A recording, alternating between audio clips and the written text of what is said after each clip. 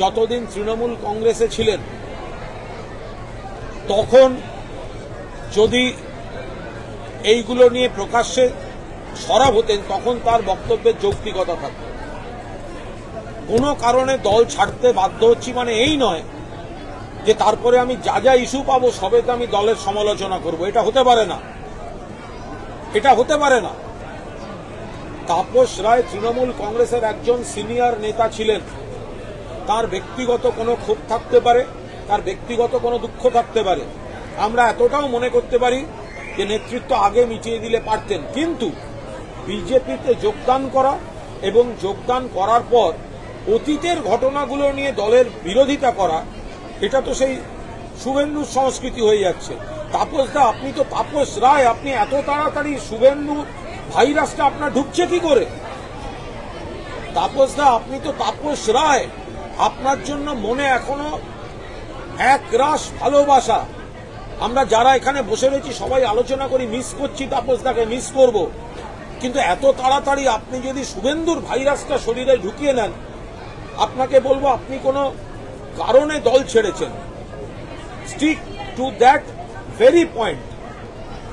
যে কারণে দল ছেড়েছেন আপনি সেটা বললে আমরা কোনো উত্তর দেব না, কিন্তু আপনি যদি তার বদলে দলটাকে মেলাইন করেন, দলের অন্য কোনো ঘটনাকে আক্রমণ করেন, বিজেপি সিপিএমরা যে কুৎসা করছে আজকে বিজেপিতে যোগদানের জন্য, সেই পাপটা আপনি কাঁধে নিতে যান। শুভেন্দু ভাইরাসটা শরীরে নেবেন না তাপসদা, শুভেন্দু ভাইরাস নেবেন না। করোনাও শেষ হয়ে গেছে, শুভেন্দু ভাইরাস শেষ হওয়ার সময় হয়ে এসেছে।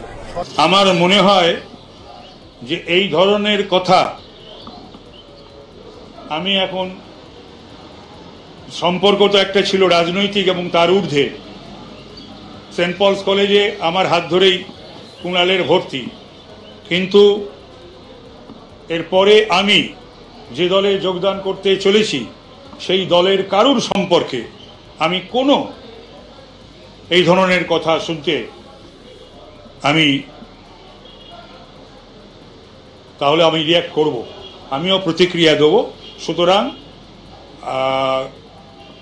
বিজেপির কেন্দ্রীয় নেতৃত্ব এবং রাজ্যের নেতৃত্ব কারুর সম্পর্কে যেন এই ধরনের কথা না বলে, এটা আমি আশা করব, এবং যদি করে তাহলে আমার রিয়াকশন, প্রতিক্রিয়াও থাকবে। এখানে কোনো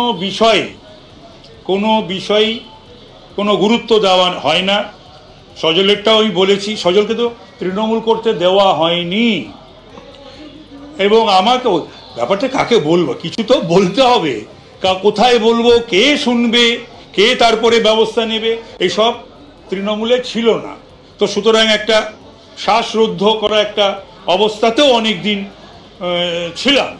তো সুতরাং শুনতে তো হবে কাউকে, দুঃখ, জ্বালা, যন্ত্রণা, বেদনা, অবহেলা, উপেক্ষা, অবমাননা, এগুলো কিন্তু শোনার কেউ ছিল না। এবং আমি যখন এই কথাটা বলছি তখন এই রাজ্যের আমার মতন কর্মী যারা ছিলেন বা আছেন, তারা নিশ্চিতভাবে যখন আপনারা এটাকে প্রচার করবেন, তারা নিশ্চিতভাবে বলবেন যে আমার এই কথাটা কতটা সত্যি, কতটা খাঁটি।